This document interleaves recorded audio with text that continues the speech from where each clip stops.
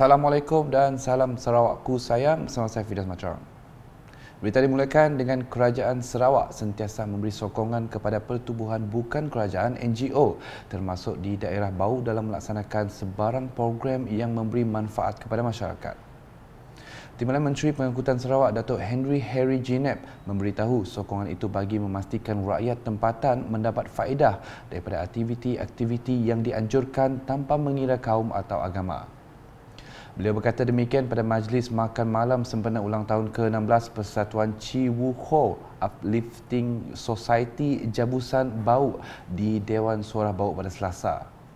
Menyentuh berkenaan program tersebut, beliau yang juga Ahli Dewan Undangan Negeri Adun Tasik Biru berkata persatuan itu banyak menghulurkan bantuan kepada masyarakat khususnya golongan kurang berkemampuan terutamanya ketika wabak COVID-19 melanda negara.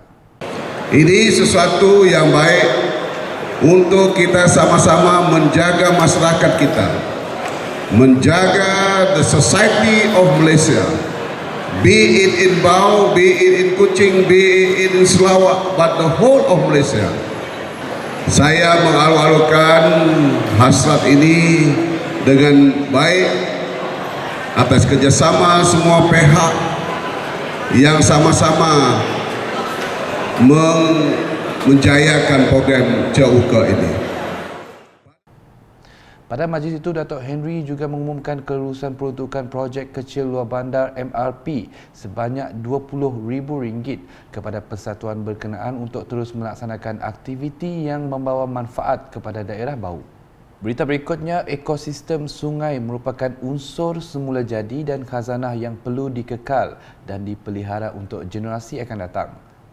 Timbalan Menteri Kesihatan Awam, Perumahan dan Kerajaan Tempatan Datu Dr. Peguang Manggil berkata sungai berperanan sebagai sumber air utama selain berpotensi sebagai tumpuan pembangunan seperti menjadi kawasan rekreasi dan tumpuan pelancong.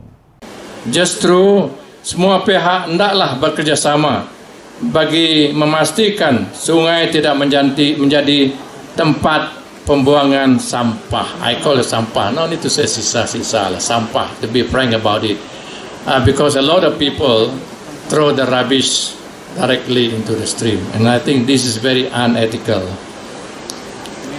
Adalah menjadi hasrat saya untuk melihat semua pihak, khususnya pihak kerajaan persekutuan, kerajaan negeri serta jabatan agensi yang terlibat secara langsung ataupun tidak dalam pengurusan air untuk sama-sama berganding bahu bagi memastikan pelaksanaan pengurusan sumber air secara lebih berkesan.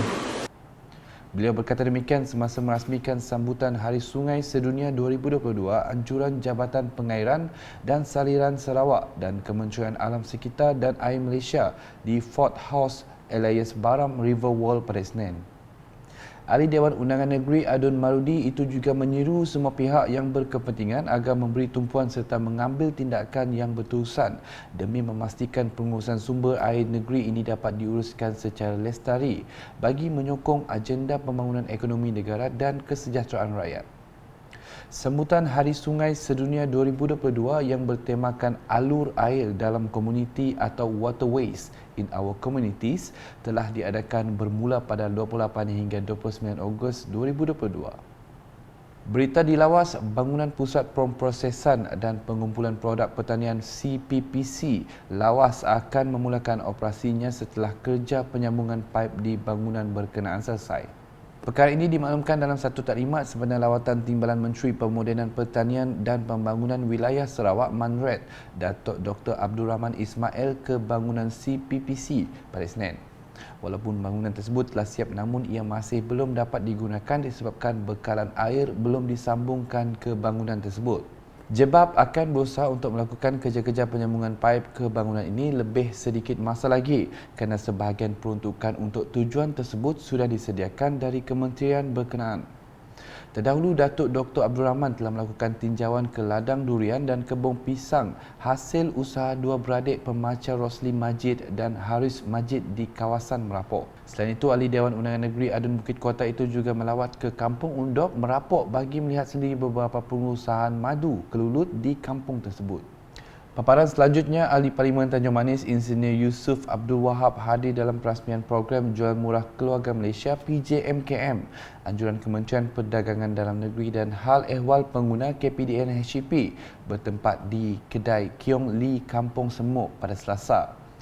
PJMKM ini diadakan sebagai langkah proaktif kerajaan dalam usaha mengurangkan kos sara hidup dan beban rakyat termasuk di luar bandar. Antara barangan runcit yang sentiasa mendapat sambutan ialah gula, minyak, telur, beras, tepung dan Milo telah dipilih untuk ditawarkan harga murah.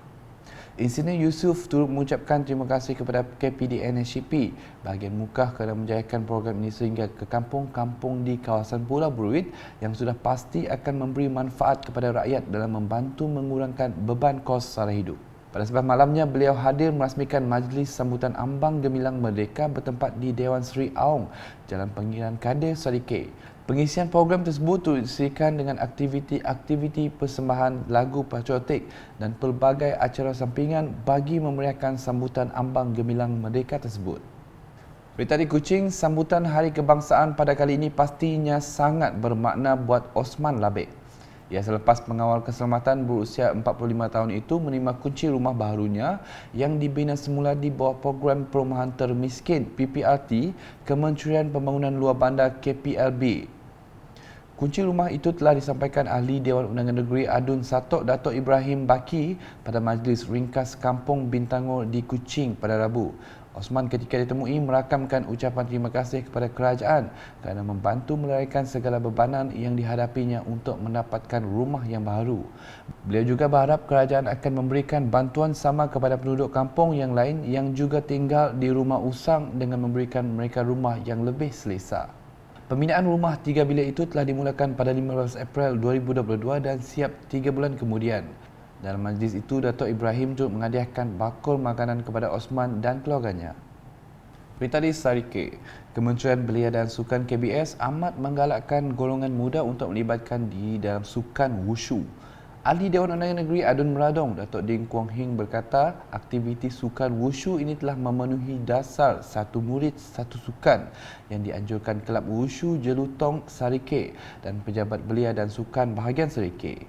Beliau berkata pelajar-pelajar yang menyertai pertandingan wushu bukan sahaja dapat mengenangi reputasi untuk diri sendiri dan sekolah, malah memperolehi markah kokurikulum di sekolah sebagai kegunaan markah tambahan. I'm glad that wushu has been recognized by our Education Ministry as one of the sports that the student can take up in this satu murid satu sukan. So I hope under the help of Persatuan Wushu Jelutong,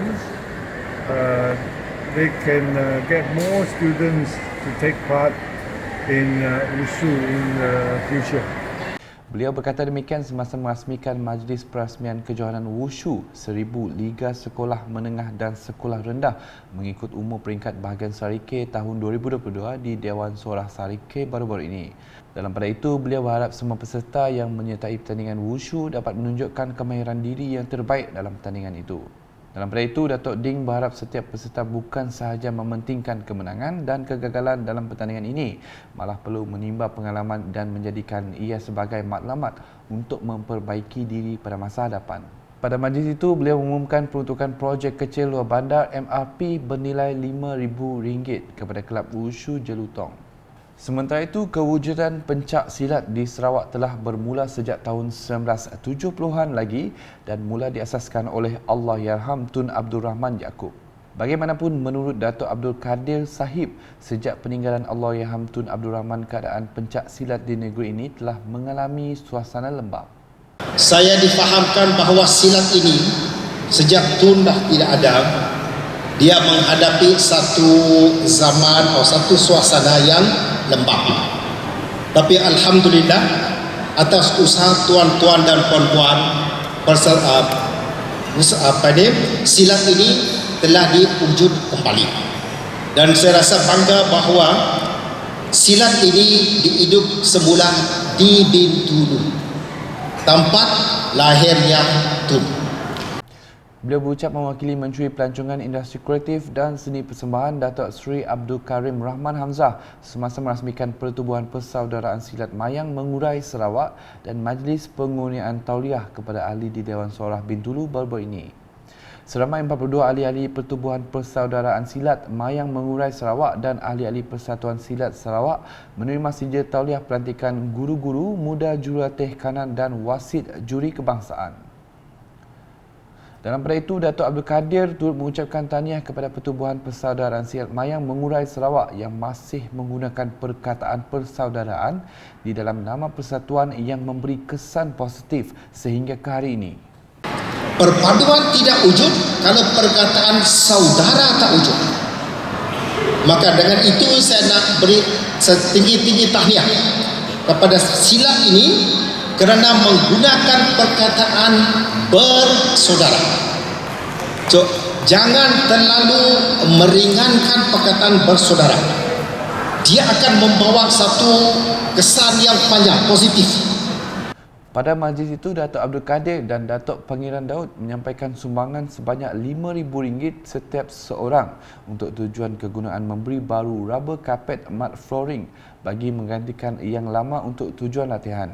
Di Miri, setiap aspek yang menyumbang kepada pembangunan bandar Miri perlu dibangunkan secara selari. Datuk Bandar Miri Adam Yu Siu Sang berkata ini termasuk aspek seperti budaya seni dan sukan. Now, as you know, Miri City in recent years have progressed in many aspects, in culture, in arts, and in sports. So, for the Miri City to develop, we must be mindful that many other aspects of the city has to be developed in parallel. As I say, in terms of culture, arts, and sports. Dia berucap demikian semasa kejohanan golf Piala Datuk Bandar Miri 2022 yang berlangsung di Eastwood Valley Golf dan Country Club di Miri baru-baru ini. Bercakap mengenai kejohanan tersebut, Adam Yi yang juga ahli Dewan Undangan Negeri Adun Pujut itu memberitahu kejohanan golf itu merupakan kejohanan pertama atau julung kali diadakan melibatkan 116 orang pemain golf. Kejohanan golf Piala Datuk Bandar Miri 2022 ini telah menyaksikan beberapa kategori dipertandingkan dan pemenangnya seperti tertera.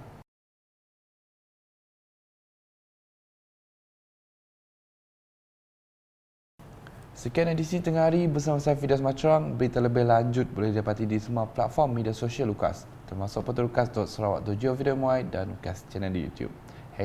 #menyebar fakta. Salam Lukas.